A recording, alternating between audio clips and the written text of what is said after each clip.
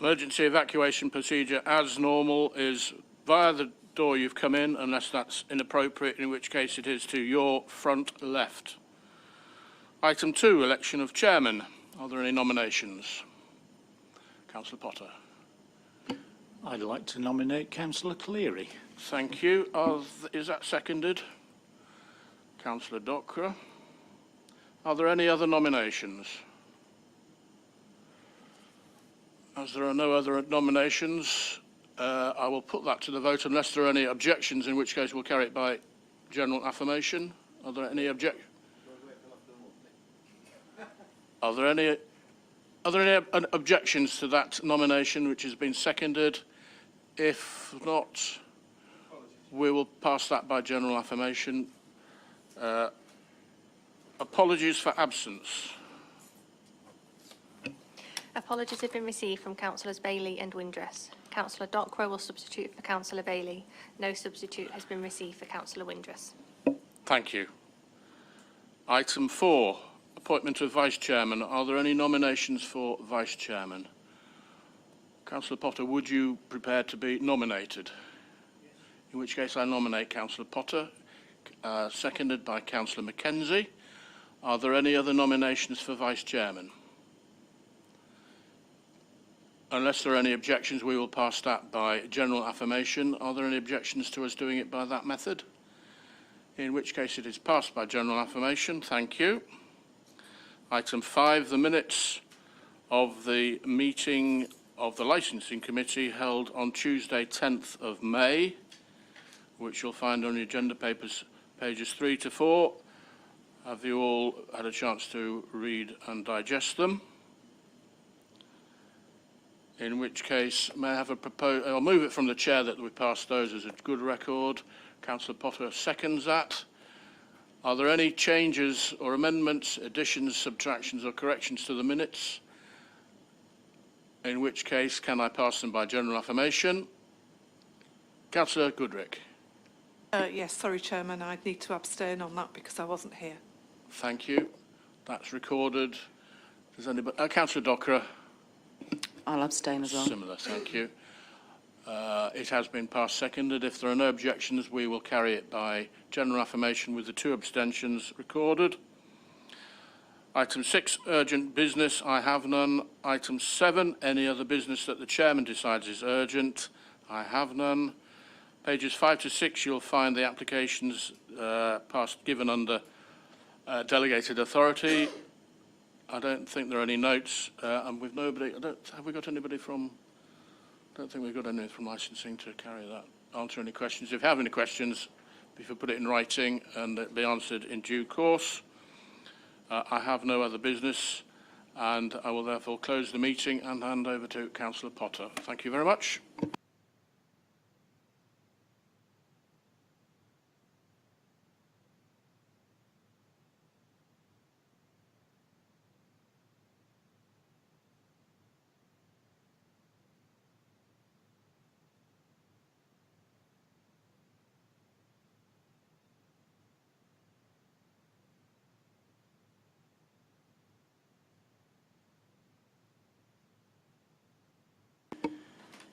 Right, good evening everybody and welcome to this Planning Committee meeting.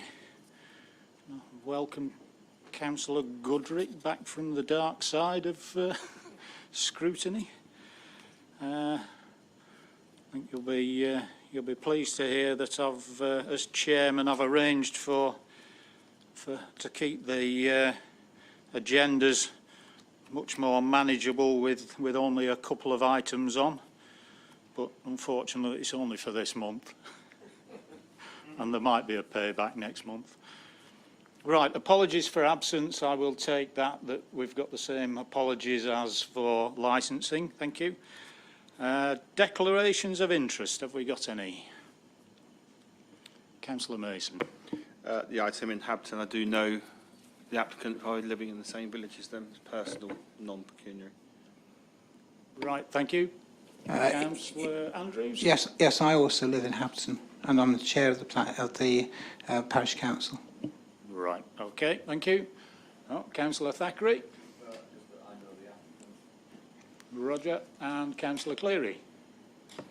Thank you, Mr. Chairman. Item 7, Scrayham, I was contacted and wasn't even lobbied by an objector, personal, non-prejudicial, non-pecuniary. Any more for any more? Right, thank you very much. Right, minutes of the last meeting on pages 3 to 6. Have we got anything to change or add to those? No. Would somebody like to move those as a true record? Councillor Cleary, thank you. Do I have a seconder? Yeah, Councillor Mackenzie, thank you. All right, and on the assumption that we haven't got any objections to those, can we carry that by general affirmation? Councillor Goodrick? Sorry, Chairman, I have to abstain on those as well. Yep, and Councillor Docker likewise. Yeah. Right, thank you. Yeah, we'll carry that by general affirmation with those exceptions. Urgent business, I have no urgent business. Hang on a minute. Schedule of items. Right, we will move on to item 6, Coulters Farm, Habton Lane, Great Habton, pages 8 to 39. And this is Ian's, if you're there, Ian. I am indeed, Chair. Thank you very much. Good evening, everybody. If I may, Chair, I'd just like to start with just a quick update on the report. I am reliably informed that my report refers to the Yorkshire and Humber Internal Drainage Board. That should actually be the Vale of Pickering Internal Drainage Board. I'd like to offer my apologies for any confusion that may have caused. But if we now may move on to the photographs, please. Members, this is the application site as seen from the existing farmyard at Coulters Farm. So we're looking northeast at this point, and that's a straw shed, which the application site and the building as proposed, if approved and implemented, would be adjacent to. Next one, please.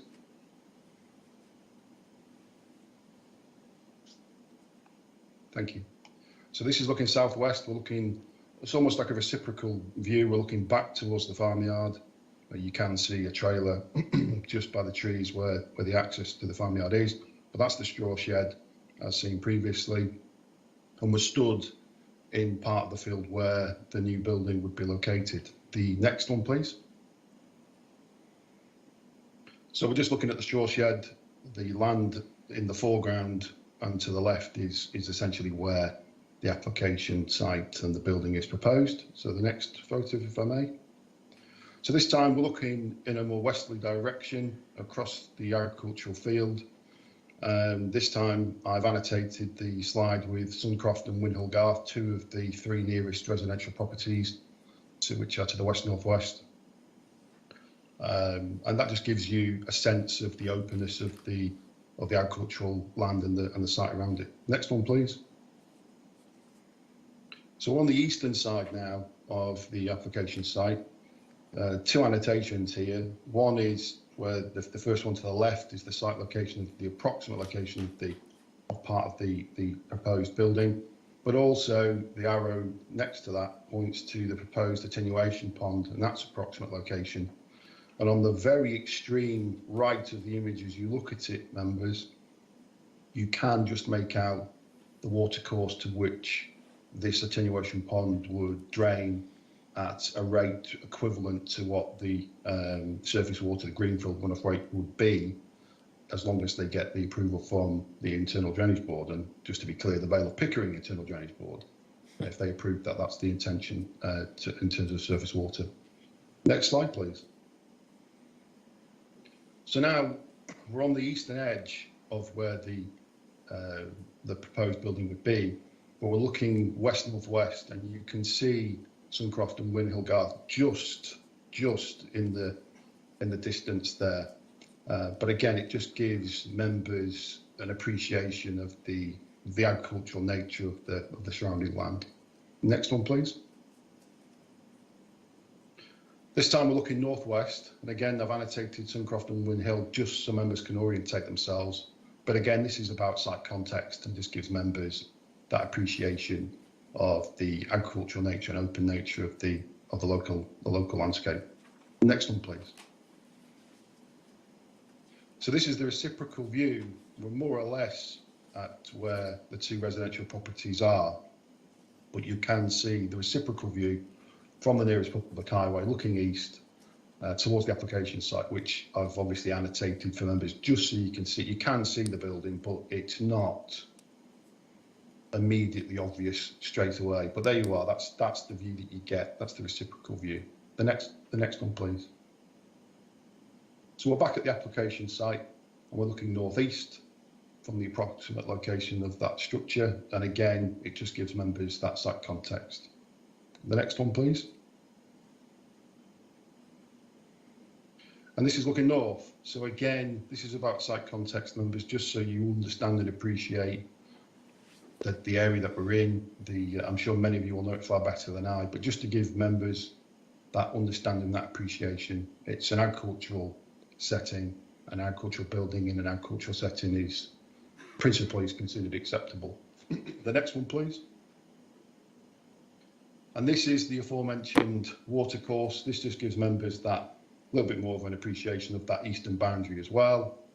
But that is the watercourse proposed to be used to the drainage, and assuming the Internal Drainage Board approve, if this application is approved, then that would be the method of dealing with surface water.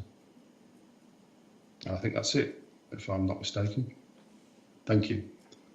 So members, this application is for an agricultural building, which will be located on a piece of agricultural land immediately adjacent to an existing farmyard.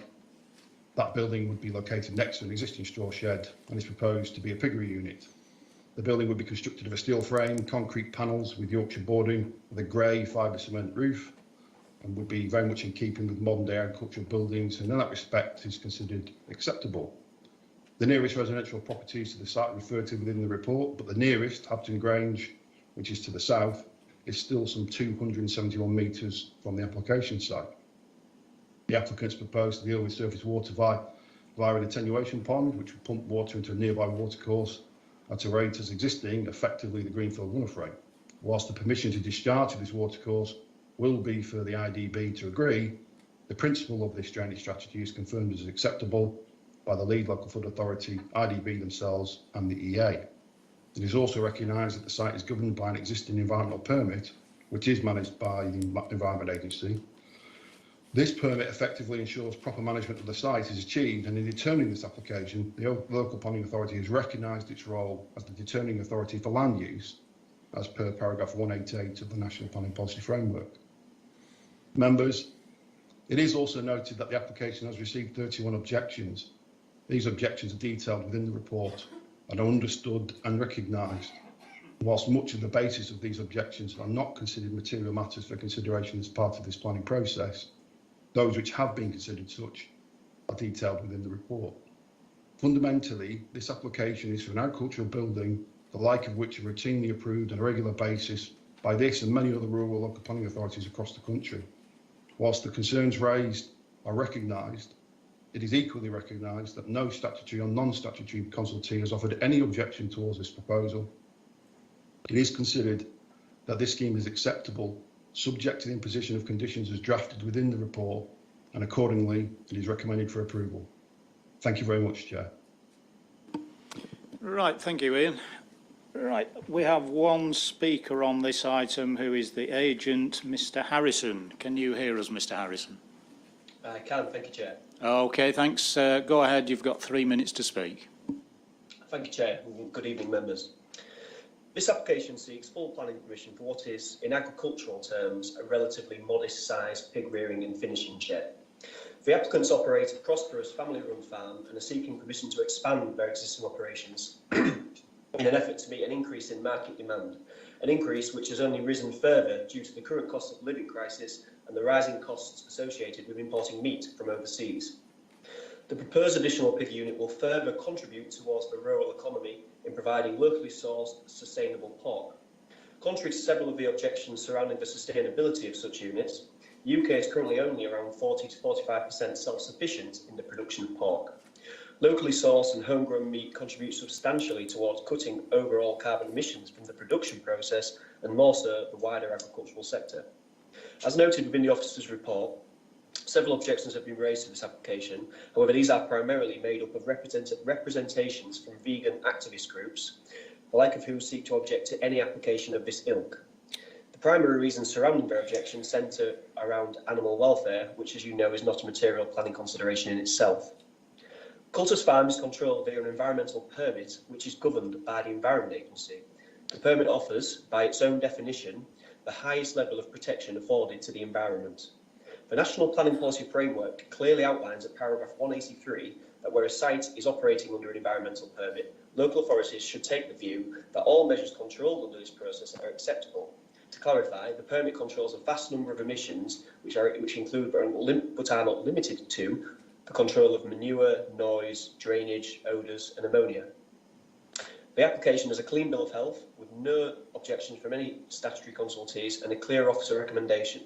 It is therefore requested that planning permission is granted. Thank you.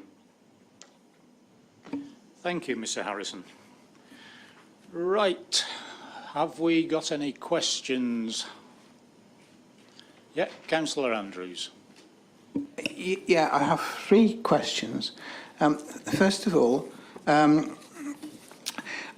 didn't think that the house across on the opposite side of the road to Coulters Farm was actually owned by the owners of Coulters Farm. I thought that was owned by the racing stables, Miss Reese's Racing Stables. Am I correct to that, or am I mistaken? I don't know, Councillor, but I haven't intimated that it is owned by the farm. I don't think in the report. I know that it's the nearest residential property to the application site, as I understand it. Yeah, but surely that's less than is that less than 271 metres? No. When I measured it off, it was 271 metres, Councillor. Yeah, right. Can you tell me what the distance is between the application site and, well, say the row of cottages, which is or the row of council houses, ex-council houses, which is part of Hapton Village, Great Hapton Village. Have you got that figure? If you're talking about the ones that are to the north of Suncroft and Windhill Garth, which I'm assuming you are, yeah. What I can say is that the nearest of those properties to this building is Windhill Garth, and that's it's Suncroft, and that's 330 metres.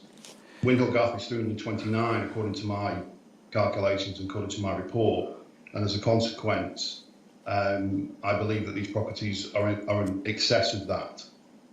So whilst it's not detailed in the report, they are beyond 332 metres from the application site. I think, Paul, I know the ones you mean. Can I help you here? I do have another question. Yeah, that's fine. I think Paul means that there's 2 cottages on Habton Lane going down past Coulters Farm on the left-hand side, which back onto where the Gallops are. Is that what you mean, Paul, those 2? Paul?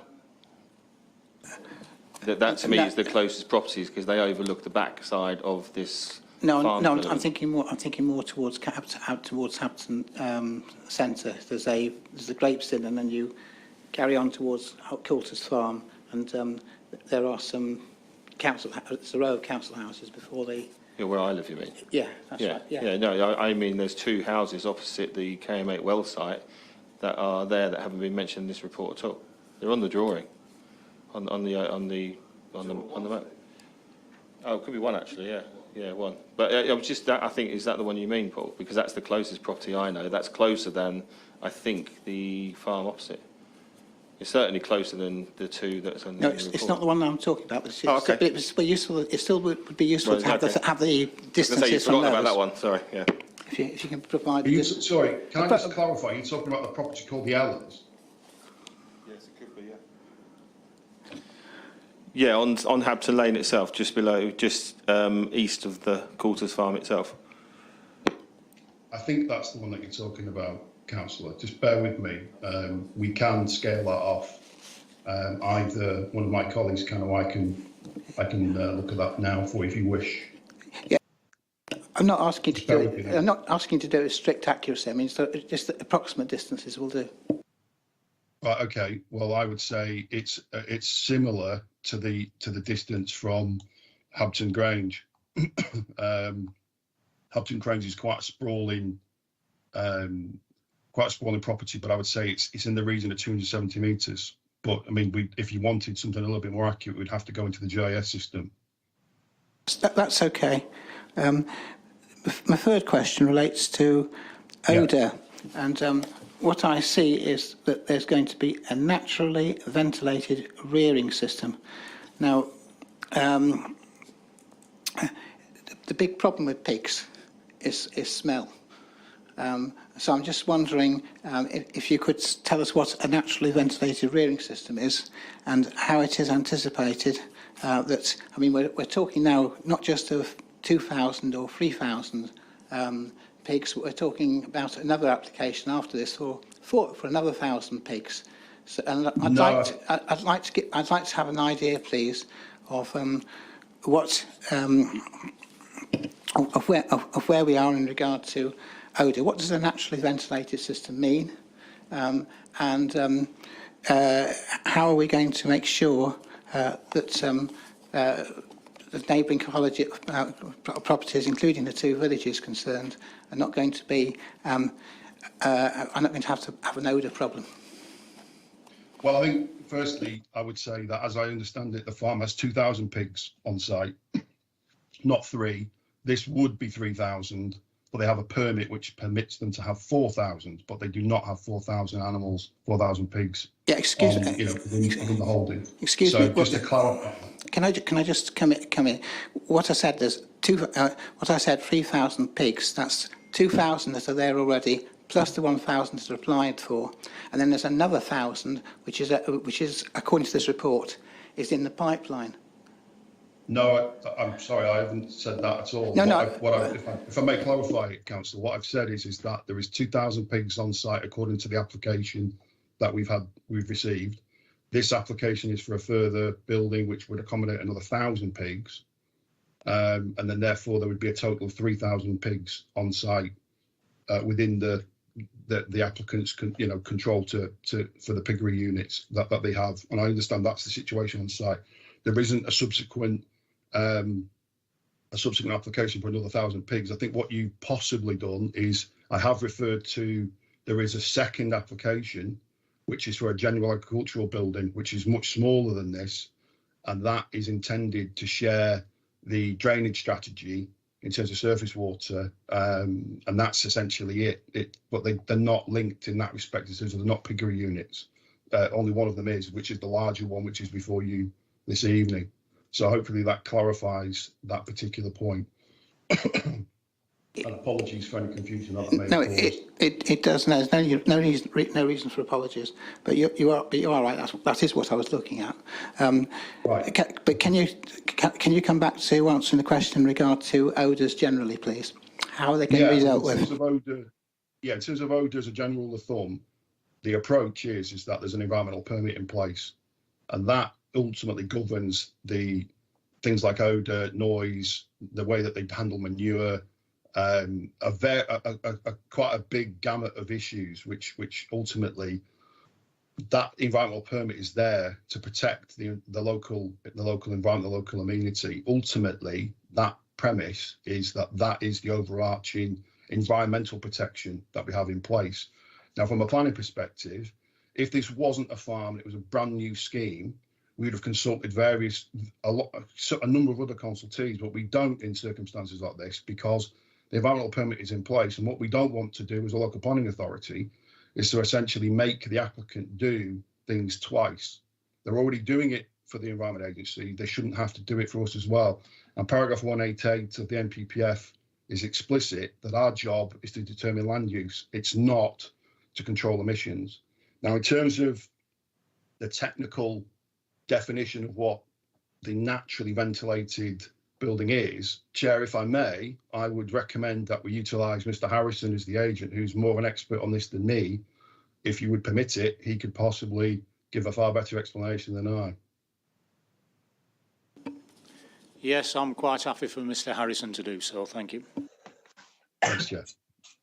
Thank you, Chair. Yeah, so the naturally ventilated system is, it operates with gale breaker curtains. So you've got a curtain that drops down on the sides of the shed, and it's mechanically operated. It works primarily on heat, but if there's a strong crosswind, for example, that will also it'll also shut to avoid any unnecessary distribution of odours and such. But what naturally ventilated means is essentially it isn't mechanically ventilated. The system operates on a scrape-through system, so regularly the manures will be removed and exported off-site to neighbouring farms and muck heaps and such. But generally speaking, there won't be any build-up or any large quantities of manure in and around the shed. But the system itself doesn't operate on any kind of mechanically ventilated fans or any extraction of the salt. It's just a naturally ventilated, open-sided shed with curtains that raise and close as it's necessary. Right, thank you, Mr Harrison. Oh, yeah, Councillor Mason. Do you clarify the ventilating system on the existing buildings is the same then? Is that naturally ventilated on the existing buildings already? I believe so. The existing piggery unit that they've got, I believe, is that. Yes. Thank you. Councillor Goodrick.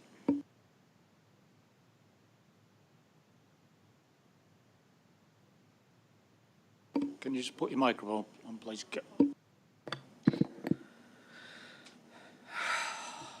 My question is in regard to the attenuation into the drainage ditch, and I appreciate what the officer says with regard to the EA permit. But I do have some concerns about possible contamination of that drainage into that ditch, and how will it affect the ecology of that ditch as it stands now. And I appreciate the EA have a permit involved. You'll also appreciate I'm not a big fan of the EA. Yeah, I mean, thanks, Councillor. I mean, in terms of the foul water and the surface water, they're two separate things. So the foul water is to be stored in an underground tank, which is annotated on the plan that is before you to the east. That will be siphoned off by a tanker and taken off-site to be disposed of at an appropriate facility. The reality is that we have to take the consultation responses that we've got in front of us. Now, we can still disagree with them if we've got material reasons to do so. Understand your personal views and what have you in relation to a certain agency, statutory body, but we have to assume that they will work, and that's the direction that local planning authorities are given by central government. So we have no reason to doubt that there will be any cross-contamination. The surface water, the attenuation pond's intention would be to, if this building wasn't there, the surface water will pump into that drainage ditch at a rate which would be equivalent to the Greenfield runoff, and that will be achieved, and it's been proven to be achieved. Look, according to the LLFA and the IDB, they're both satisfied that can be achieved. Now, if something was to happen, and sometimes things do, but if something was to happen as per your concern, then that's for the applicant to deal with the EA in their permit, and I'm sure that they'll receive the appropriate, they'd have to deal with it accordingly. But we can't predict or work on the premise that it might go wrong, and therefore that's a justification to have concern and enough to say no. So we have to work on the premise that it will work. Thank you for that, and I appreciate what you're saying. Do we have a baseline of what the condition of the ditch is now and the ecology of the ditch now? Because how do we then decide if it's been damaged later on? Well, no, we don't, and we don't, because it would be an EA permit issue. It wouldn't be for us to get involved in. It would be for the EA to ultimately assess and then judge whether or not there was a justification to do anything. But we're working on the premise of what's being proposed would fail, and there is no evidence to suggest that would be the case at all. What we can say is that, yes, there are mechanisms that the EA could bring in if there was a problem, but that would be for the EA to determine if and when that situation ever occurred. Can I just add to that this will be an IDB drain, and I'm quite certain that the IDB will spot any problems with foul water entering that before the EA have even got out of their ivory tower. Councillor Mason. Oh, the old baseline study one. How many times have we come across this one? I suppose the question again is, I'm assuming the surface rainwater runs off into that ditch already from the existing sites, or does that go somewhere else? It does, Councillor, and that's the reason why I've talked about the Greenfield runoff. That's essentially that term, and forgive me, you probably already know, but that term is basically, as I understand it, is to essentially that attenuation pond would release the water at a rate equivalent as if this building wasn't there and it was just running naturally off the field into the ditch. And they've demonstrated, well, that attenuation pond of that size, which isn't particularly big at all, would be enough to achieve that. So yeah, we're confident that the service work can be dealt with appropriately. Right, any more for any more? No more questions? Right, we will move into debate. Does anybody like to start? Councillor Mason. Well, it's your... It's my ward, well, I was isn't it? going to So- say it's your... Yeah, it is your ward. I was going to say it's Paul's, but it's not, is it? No, it's fine. I know this site quite well. It's on my dog walking route. I live in the village. I don't actually know the people personally as a friend, but I know them to say hi in the village. I'm quite comfortable with this, to be honest. I've seen the development working over many years. The objections that I noted on there remind me so much of being an environmental campaigner. You know, the regulations are there to be met by the applicants, whereas probably not the regulations that we would probably agree to on some certain circumstances. But, you know, if you want to fight the policy, go fight the policy and get the law changed. I'm happy with the smell. I've never smelt this farm apart from when you're walking 5 yards away from it, down the back door, walking around the gallops. I don't see a problem with this at all, and I'm happy to propose it. Thank you. Councillor Cleary. Thank you, Mr. Chairman. Yes, I'm very happy to second this. It covers all the bases on our land-based policies. It is an investment in agriculture and the local economy. It covers all the bases in terms of the statutory consultees. It's a straw-based high welfare system that they're proposing, and as I say, I'm very happy to second the proposal of approval. Thank you. Councillor Thackeray.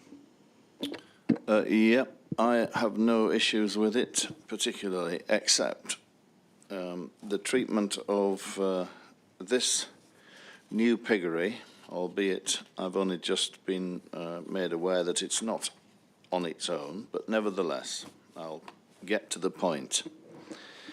We have got a massive problem in this district with the movement of pigs and animal feed for pigs, causing extreme discomfort, displeasure, and loss of residential amenity to a lot of people in a lot of small villages due to HGV vehicles moving around all times of day or night and 7 days a week, causing absolute hell and havoc. If this be this is not the first piggery where or application for a piggery where this has been suggested by myself. Recently, we determined an application for a new piggery in Appletonley Street. I can't off the top of my head tell you the number, and it's not that long ago, where I requested an amendment to the conditions, and in fact, there are no conditions on this application or recommendation to amend. So I will, when I get to it, I'll recommend adding conditions to this. But what it seems to me is that one of the problems that we're facing in Rydale, and I keep repeating this for the benefit of anybody who's interested, is the fact that We've applied operating conditions to certain sites in Rydale, but not to the end users. And I think the only way forward for us is to apply operating conditions or hours of operation to the end users to deter the movement of HGVs through our small villages by those that supply the end user. In this particular, I'm not mentioning any names tonight, but I'm sure in the future I will do. But in this particular instance, I would just like to recommend that we impose operating conditions so that we at least alleviate HGV movements through Motherby and potentially through Great Hapton and potentially through Hovingham and potentially through Oswell-Kirk, Gilling, Colton and everywhere in between. So I would like to propose an amendment that we impose conditions on this site, and if the applicant is willing to have the conditions applied retrospectively, that's entirely up to him. He's a very nice man. He probably will say yes. That we simply apply the same conditions that we did for the Appletonley Street piggery, which I believe are, I think they were Monday to Friday, 7:30 to 7:30, Saturday, 7:30 to 1 p.m, and no operations, no movements of HGVs on a Sunday. So if I could propose that, thank you. Right, thank you. Would you like to come back on that, Ian? It might be that the times would be dependent on the type of operation. It might not be exactly the same sort of operation. Yeah, I need to sort of just be clear as to what the councillor is asking for. Are you basically saying you want to restrict HGV movements from this site in relation to this planning permission, which is that all it would do, it could only relate to this planning permission, it couldn't relate to the site as a whole, but between the hours of 7:30 to say 7:30 Monday to Friday and then 7:30 to 1 o'clock on a Saturday, no movements on a Sunday or bank holiday, something like that. Have I got that correct, councillor? Yes, you're absolutely 100% correct. Yeah. Right. Sorry, if I may just finish. What I'm actually referring to is movements of the animals on and off site, but in particular, no ingress of feed wagons onto that site on a Sunday. As far as I'm aware, if it's of similar operation to the Appletonley Street bed and breakfast regime, I think the wagons only deliver every 2 weeks with feed. I may be wrong, but anyway, let Sunday be the day of rest. To meet the 6 tests, and ultimately that's something that we're going to need to consider. We'd have to have a conversation with the applicant. I mean, Mr. Harrison, if you are there, in principle, what's your thoughts on that potential condition being imposed? It's going to have to be a conversation we'd have to have with the producers themselves. I mean, the Sunday issue is potentially viable. I can't see that off the top of my head being an issue, but the 7:30 a.m. will be an issue because generally speaking, they tend to start unloading pigs around 6. Obviously, once every 20 weeks, I might add. But the deloading of pigs generally happens twice a year, or 2.2 times a year, I think, off the top of my head. On average, around 6 a.m. Feed lorries, once a week, once a fortnight, generally middle of the day, and whenever the wagon happens to be coming past. So that's not necessarily a problem. Sunday is not a problem. Bank holiday is not necessarily a problem. But the 7:30 condition could prove problematic twice a year. But so in terms of, if I get this right, Sam, what you're essentially saying is, from a feed perspective, you don't have a problem with the councillor's condition in terms of what he's asking for. In terms of the actual movement of livestock, you would have no problem with the condition as long as it was moved a little bit too earlier to give you a little bit more wriggle room. Is that right? Yeah, absolutely. I think that's potentially viable. I mean, might I suggest that we just make it easier for everyone and go for a condition fairly standard with a traffic management plan, and we can discuss this in greater detail. We can iron out times, days. So you want to go for a traffic management plan and discharge it that way? Yeah, prior to I'm commencement. happy with that. Yeah. Right, It just okay, gives are me you a bit happy more with that, time. councillor? It just gives me a bit more time to discuss everything. I understand, yeah, that's fine. Are you happy with that principle of that, councillor?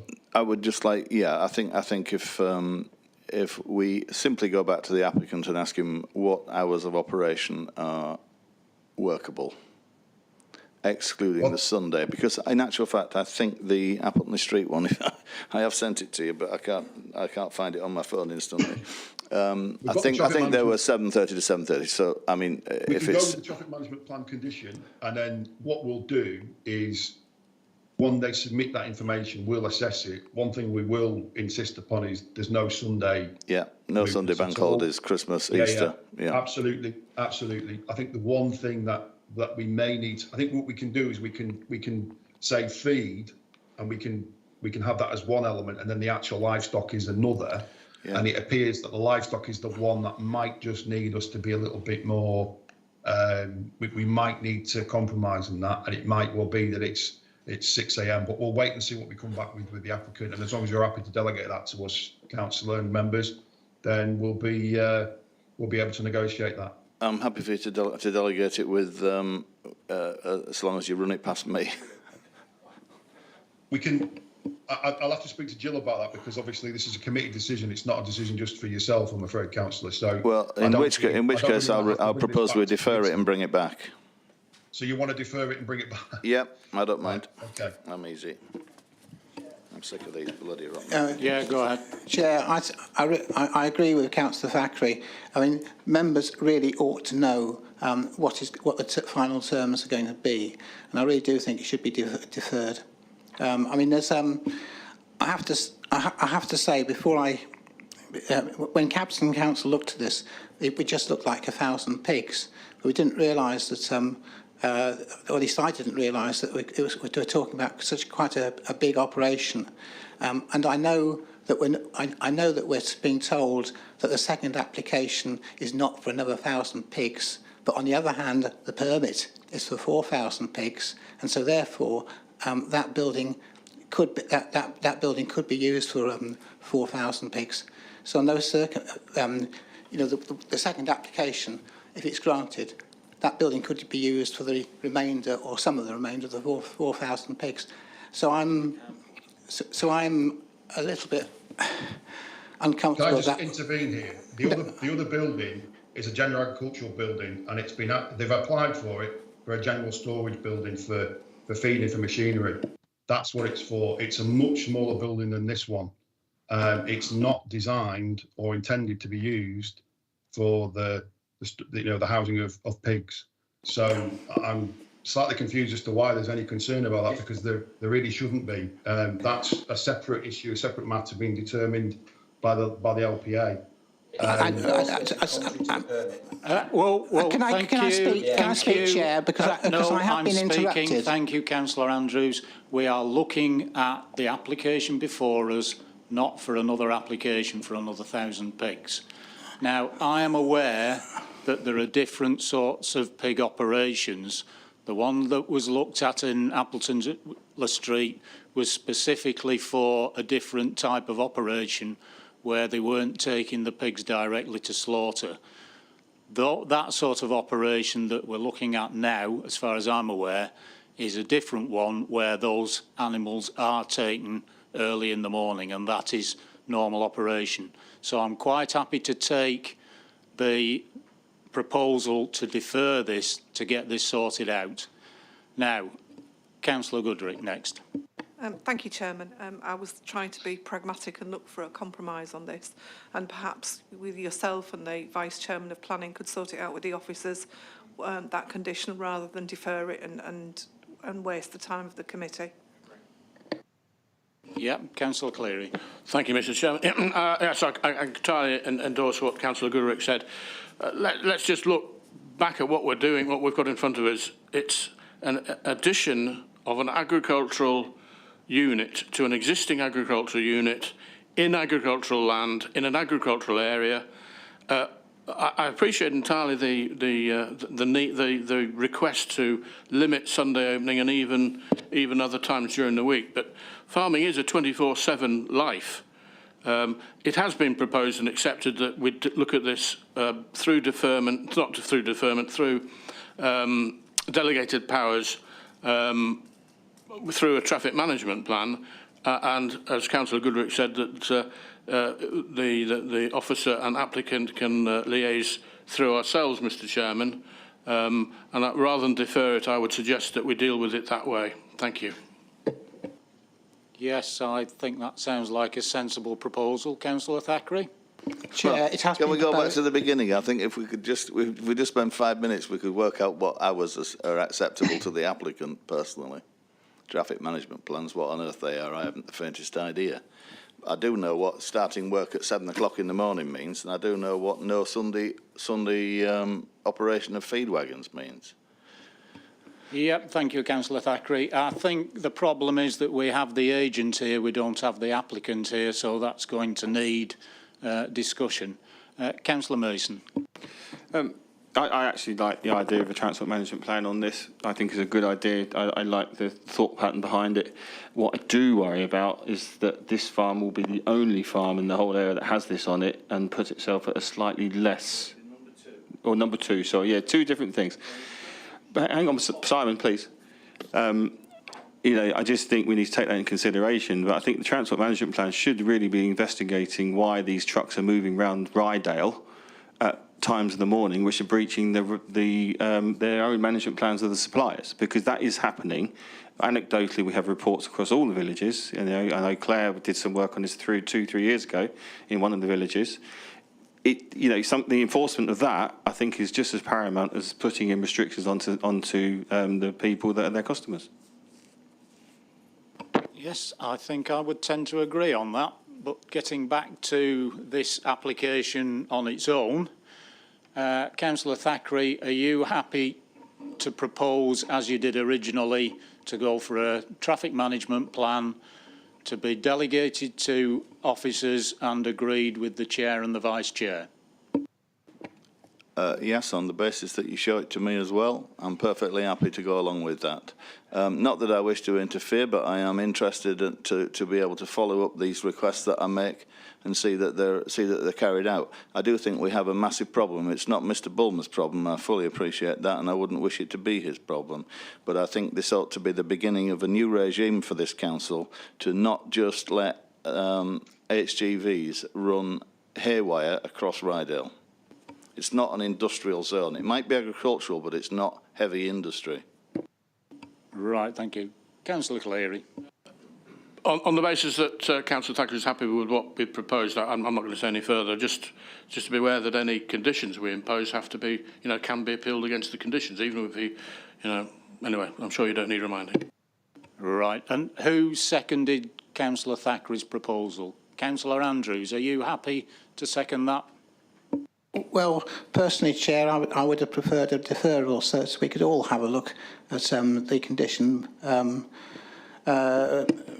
So I think I prefer somebody else to second it. I have several seconders. Right, Councillor Mason, thank you. Right, any more? I think everybody's had a good bash at that. Right, thank you. We'll take that to the vote, which is recommendation of approval subject to the additional condition of a transport management plan delegated to officers and brought to myself and the Vice Chair for approval, with citing to Councillor Thackeray.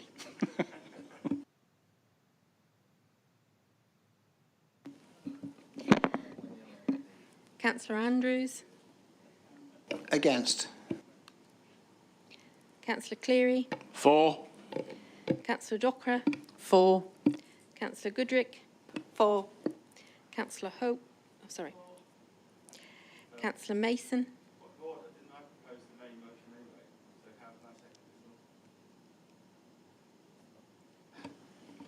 Yes, you did propose it. Yeah. So we'd need.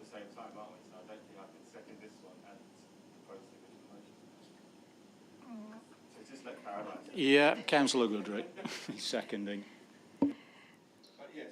Sorry. Councillor Mackenzie. For. Councillor Potter, For. Councillor Thackeray. For. That's 8 votes for and 1 against.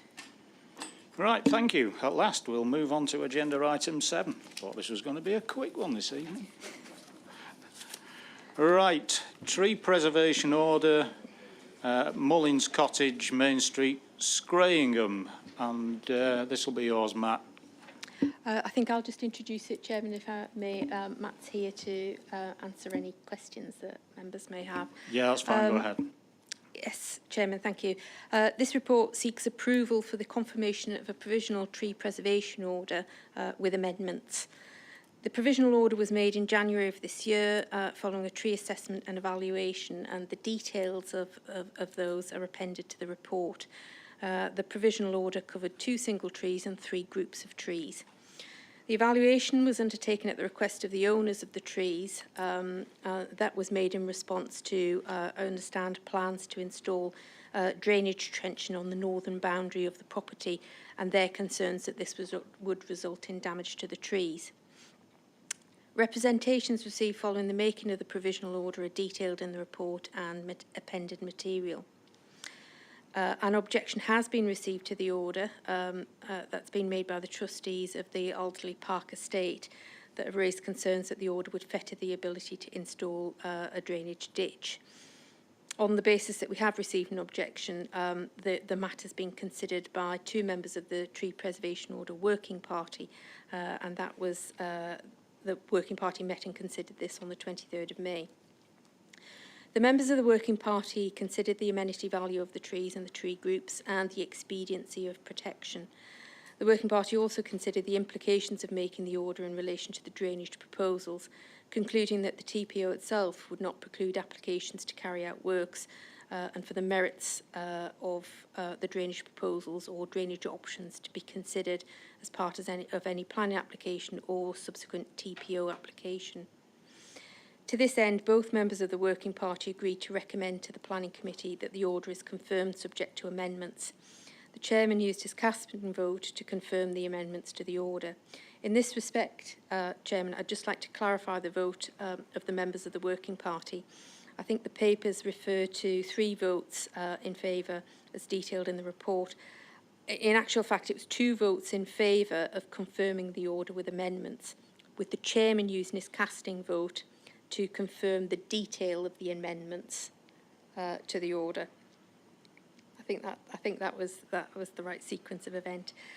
So that's what's been recommended to Planning Committee. We of course will pick up that change in the draft Working Party minutes. Just by way of a quick update, the tree officer received an email from the occupiers of Mullins Cottage, the owners of the trees, yesterday.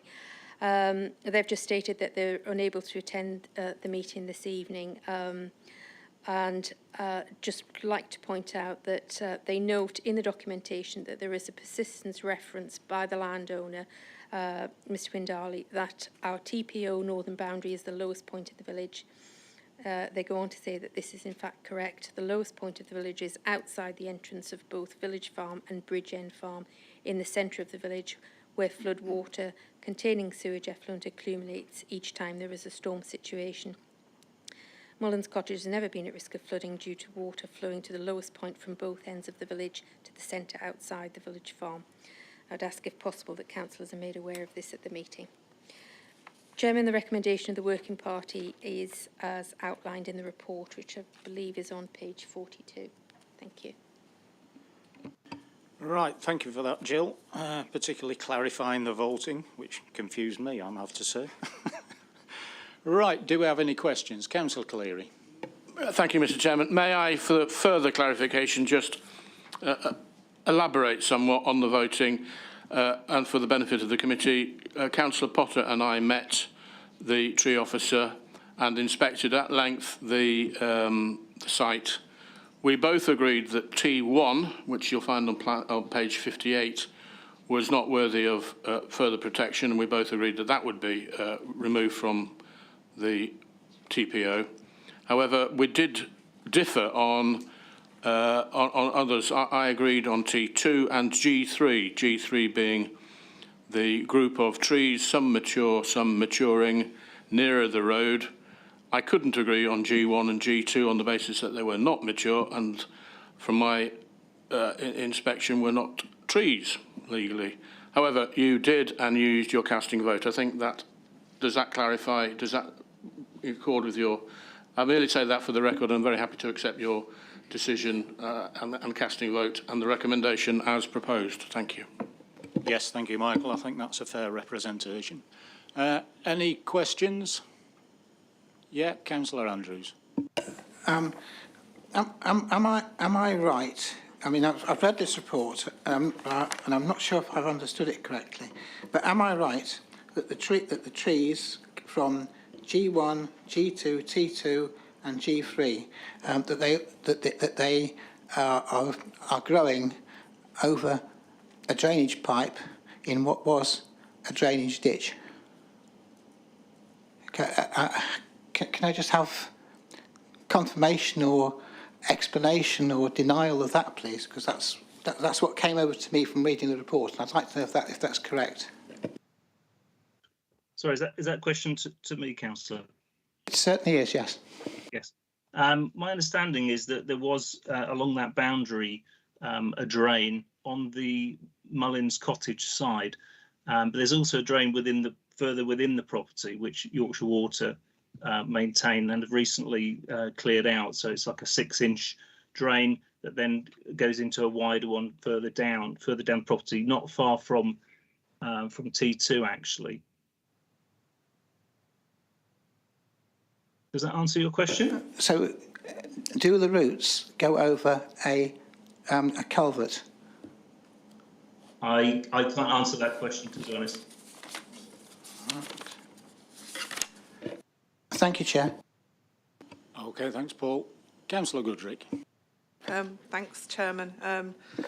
Scrayingham has some very strange arrangements for its effluent disposal. So can I just clarify here, because you talk about a 6-inch pipe.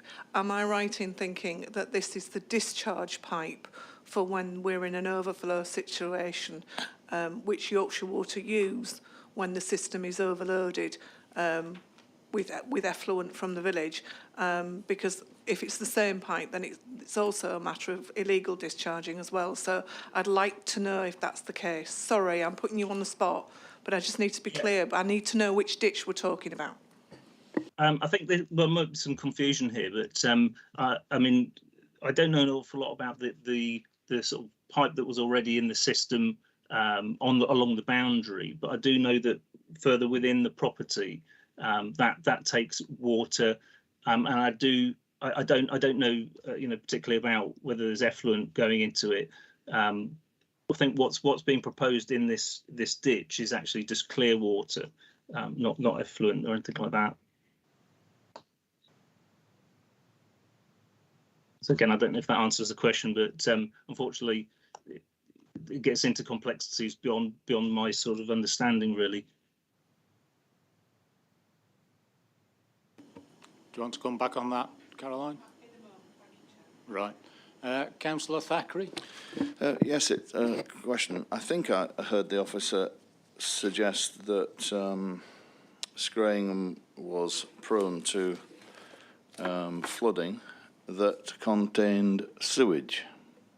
Could you clarify that for me, please? I can't find it on exactly which bit of the report you were reading there. No, it was. I think it was the officer when she was giving a resume. No? Who introduced it? Well, anyway, let me jump straight to it. Point 711. The property is in a foul sewerage problem area.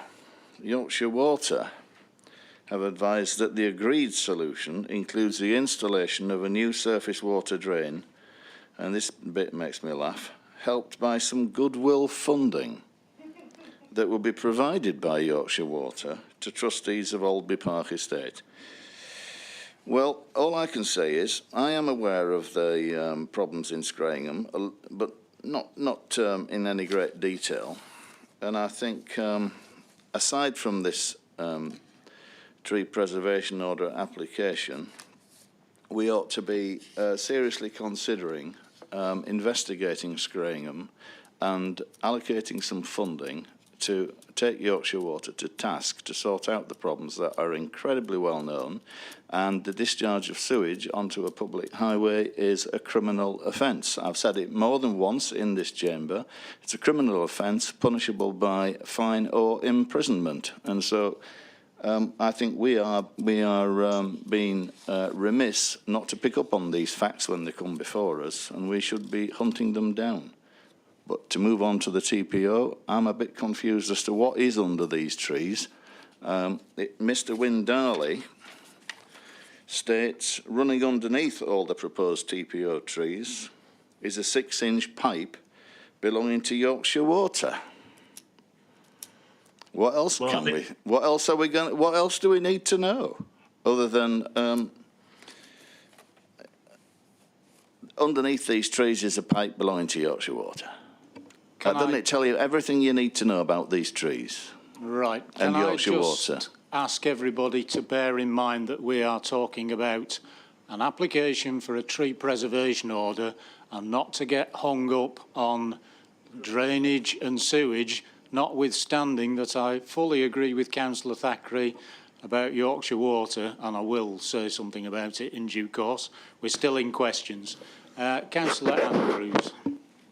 Yeah, I'm coming back to the previous question I asked, because I'm looking at Mr. The objector's statement. I'm looking at page 49, and on paragraph 2 of page 49 in blue, in the second sentence says, it seems clear with the exception of one large ash tree T1 that all the other trees present have been deliberately planted on top of this pipe over the years, as well as buildings erected over it at various points.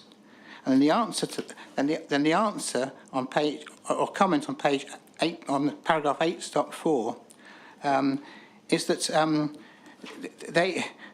there was some question as to which people planted the trees when, and I can't actually see here whether it's been clearly investigated whether this pipe is actually underneath the trees as alleged by the objector. And that was the reason for my question, because it seemed to me, as the objector had made the statement, and as there had been a comment on the report, it ought to be possible for the officers to tell me clearly, to tell the meeting clearly, if there is a pipe underneath those, trees. I don't know about the pipe that's directly with the on the boundary. I'm not clear about that at all, because that I don't know if that's still taking water down there. There is a pipe set within the property. I think it goes underneath the building and then it tees off around about T2. So it will already be underneath that tree and beyond. Thank you. Sorry, it's just to Go ahead, give you a bit of a mindless fact about the amount of sewage in the area. Just doing a quick Google now on the database that we've got from DEFRA here. There's 660 hours of raw sewage going into the River Derwent from Scrainham alone. So I think, yeah, I'm with Simon. We need to be taking Yorkshire Water to task, not just as Scrainham, but Rydal. That's 27 days of constant raw sewage going into the River Derwent there. Yep, that's an absolute disgrace, but we're still talking about a TPO application. Can we have any questions on the TPO? Councillor Thackeray. Can we do a little bit of investigation and find out if there is a pipe under those trees, and if there is, chuck some dye down it and see where it comes out? And maybe we can ask the question, is there any implication of there being a pipe under that tree? Does it affect anything, or is it just there as an archaeological feature for somebody to dig up in about 1,500 years' time? I think my understanding is that the applicant, well, I'll say the applicant, the owner of the trees, is well aware of the position of the pipe. It's been there for many years. I think I'm right in saying that the ownership was taken on by Yorkshire Water. It's a 6-inch pipe, so the trees that are growing now and those that may not be considered as trees at the moment because they're too small, they will quite happily grow their roots around it. So it's not a particular problem in that sense, and it is an active drain owned and operated by Yorkshire Water. But in this case, that is not creating any risk to the trees. Now, I'll just ask Matt Stubbings if he agrees with that. Yeah, I do. And in fact, I was going to add one point, which is that I think that the pipe will be several feet down as well. Now, most roots are within the first metre of the soil. So, in fact, probably most within perhaps even a little bit less than that. But once you go beyond a metre, it's not really an issue, which is why, you know, I would see sort of remote boring mole technology to be able to bypass the roots as being an option rather than severing, which is the cheaper, but the, you know, perhaps considered the easier option, but not easiest and best for the trees, particularly a couple of the trees in G3, which are right up against the boundary and clearly will have roots going over into agricultural land, and also T2, which has got a diameter of about a metre, which if you were applying British standard to that, you'd be having a 12-metre offset before you put a building there. So again, you know, a sort of way around that is by going under the roots.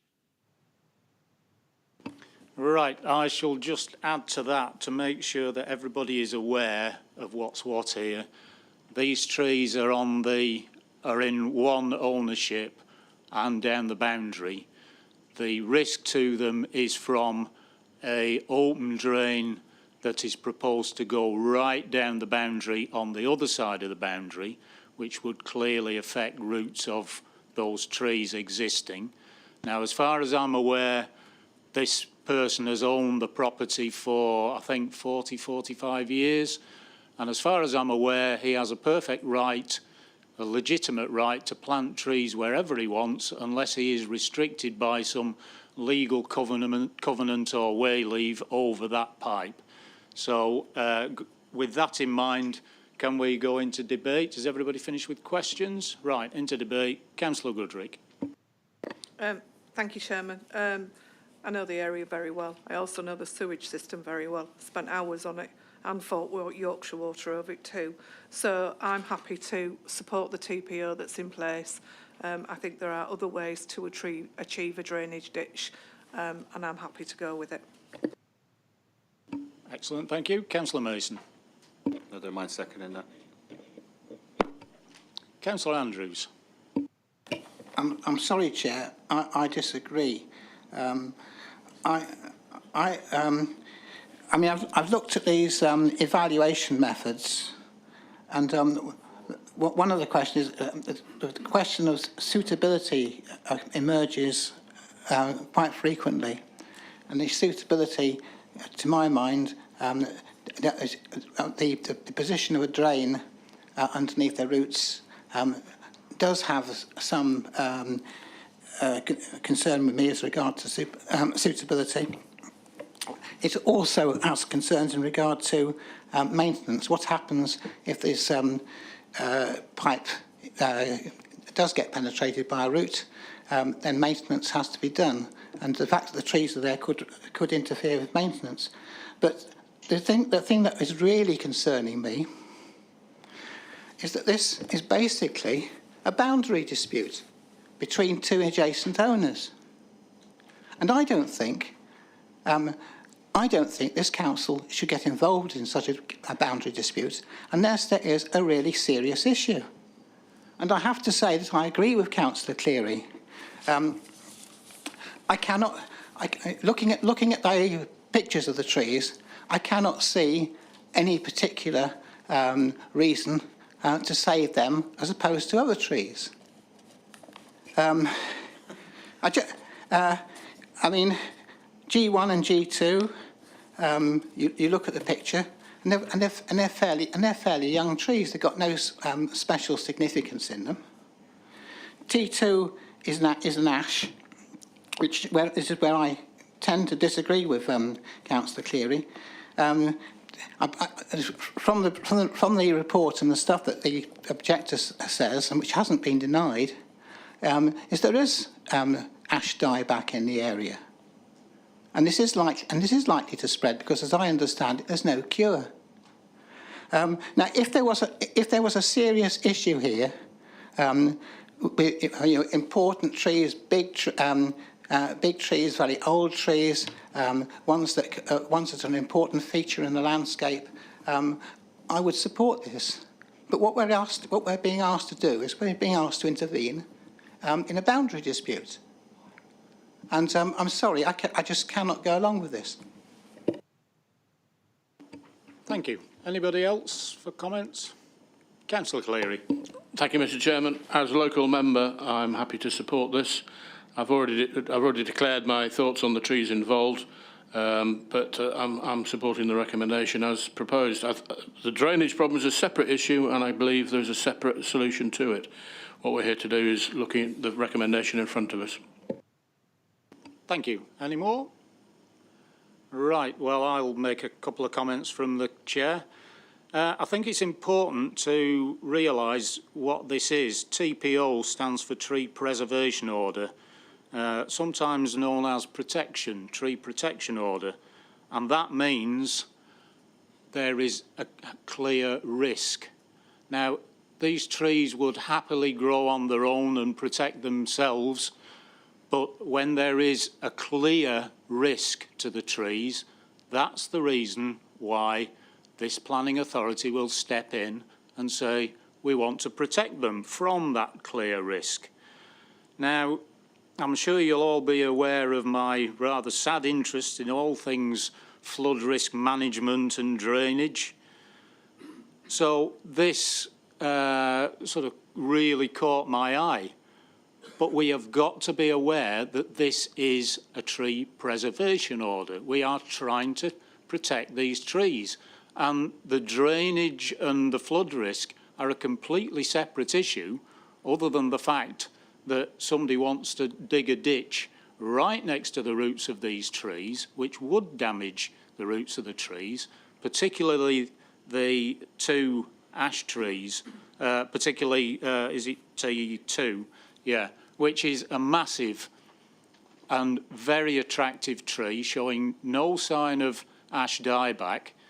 And the fact of that alone, we can't anticipate this tree dying by itself in the next 5 or 10 years. We are looking to protect it from a distinct risk. The actual flood risk, when I went along, and it was important to actually be on that site visit, because the actual flood risk is a good 200 metres away down the village. And when I say down the village, I mean down. It's probably over a metre below. So we're talking about a completely separate flood risk.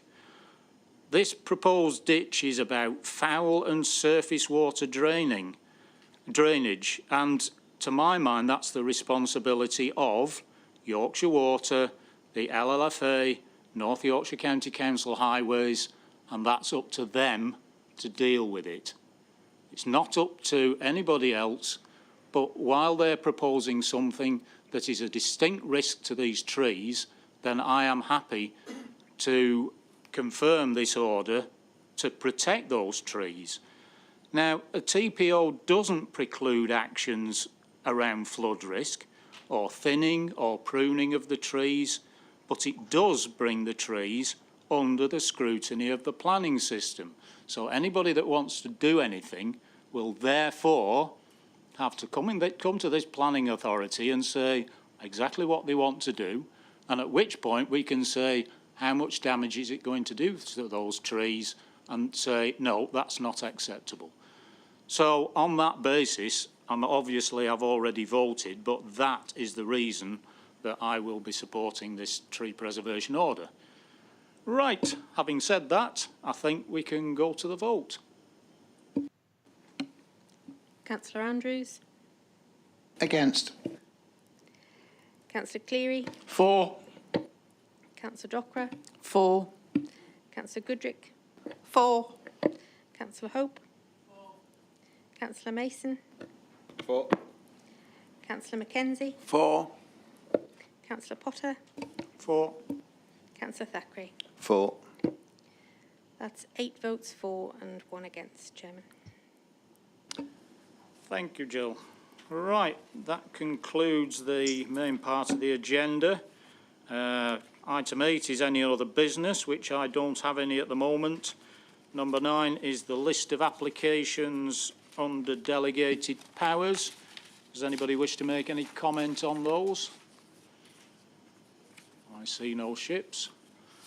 Right, we do have item 10, which is an appeal decision, which I'm pleased to say was another one dismissed, so we clearly made the right decision in the view of the inspector. Do you wish to make any comment, Jill?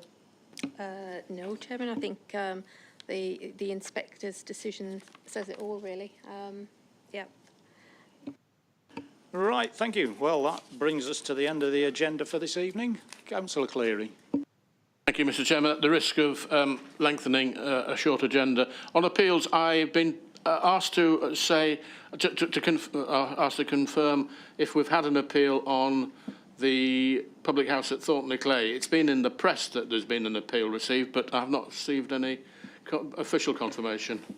My understanding, Councillor Cleary, is that an appeal has been lodged with the Planning Inspectorate, and I believe they have said it's valid. We haven't had the paperwork from the Inspectorate giving us a start date and etc. Thank you. Right, thank you, everybody. I believe that's the conclusion of business for this evening, so I will adjourn the meeting. Thank you. All right, I'll close it, so you don't have to come back.